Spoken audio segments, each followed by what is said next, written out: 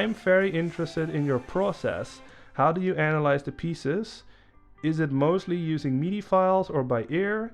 Do you record a temporary version slash click track first, or do you record the parts on top of the original? That's a very interesting question.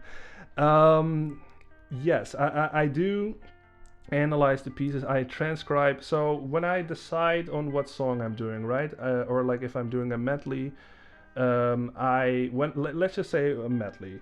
When I'm deciding on like what songs I'm doing for a medley, I'm basically like going through the entire soundtrack, right? Like, so let's say I'm doing like a medley of Ocarina of Time, and I'm just going through the entire soundtrack, is listening and just sort of like keeping a list on okay, this one is doable, this one is not, you know, and I sort of like write down all the songs that might sound good on guitar to me, like obviously I'm sort of like familiar with my own style and all that stuff, so I just can just figure like, okay, this will fit my style pretty well. I can just maybe like add like a drum thing to this, and that I always go immediately into my own head with that stuff, and I just sort of like envision like how it could sound in a medley or like in a cover. So I do that. I go through the entire soundtrack and then just write down what songs I like, basically. So not just the popular songs. Like I said, I go through the entire thing. So that's why that's why sometimes in the medleys there are some songs that you wouldn't expect, because, you know, like a lot of people out there that make covers only cover like the super popular and everybody knows this song songs. But I just really want to sometimes get into something that is not heard all that much by everybody out there, and I just want to sort of like shine a light on also on those songs that also are really good. The Save Your Game music from Donkey Kong Country 1, that is one that like in the game you hear like 5 seconds of it, and then you move on, but that is actually an entire like 1.5 minute song, and it's great. So I wanted to put that in the medley.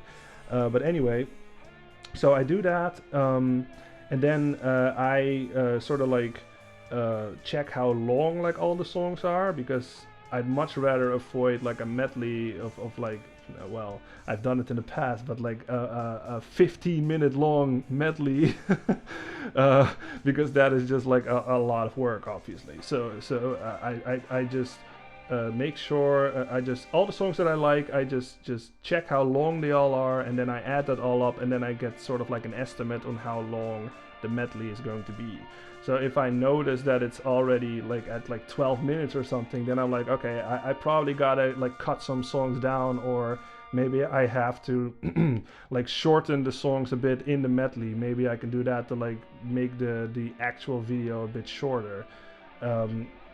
So when I've done that, I've decided on my list. At that point, I am transcribing all the songs myself by ear. So because I feel like a lot of MIDIs out there or tabs out there are just plain wrong.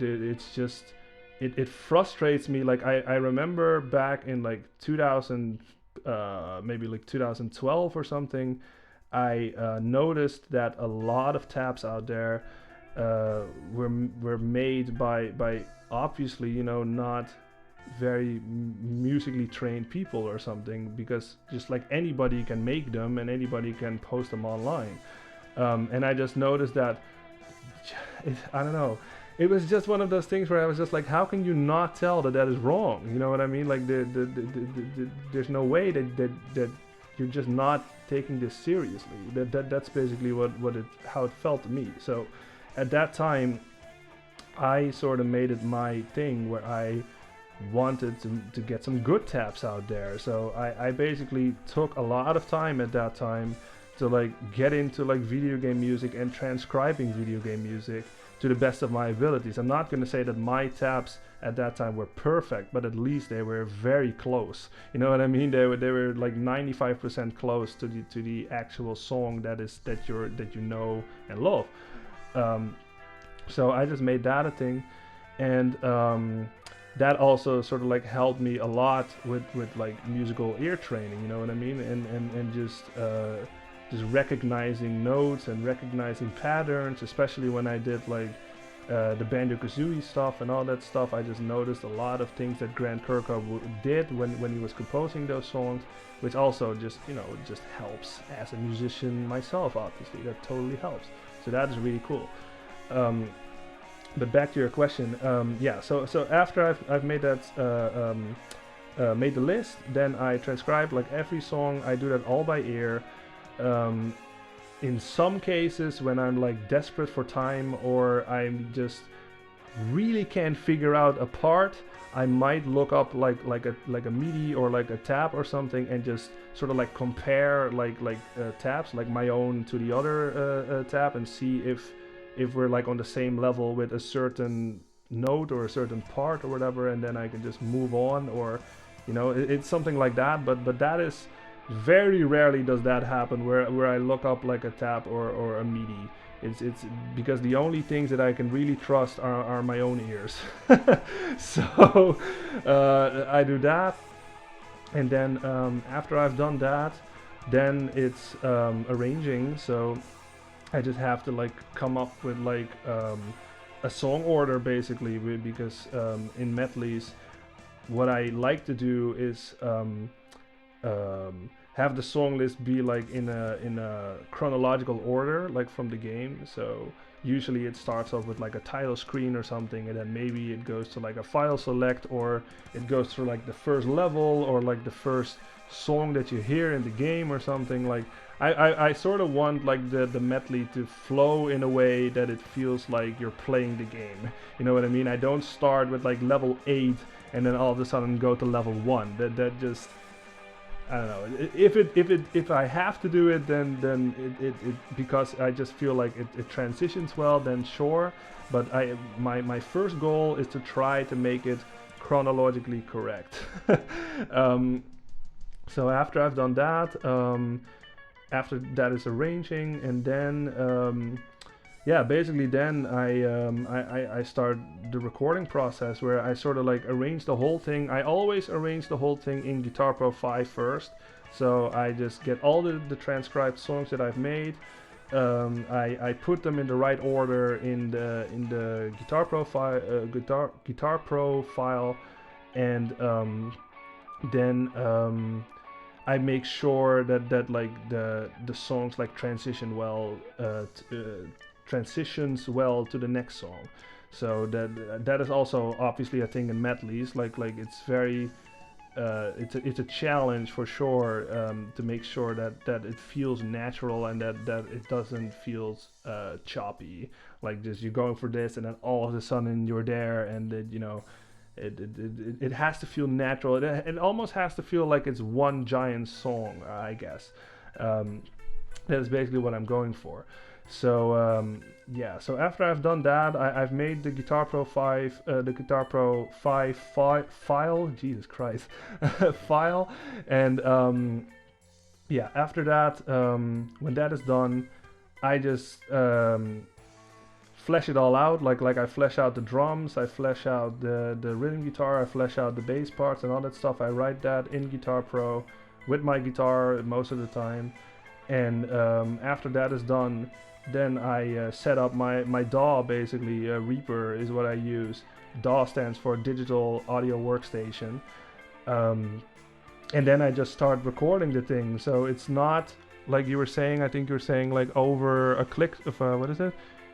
Oh, top of the original? No, I don't do that. It's just purely from scratch.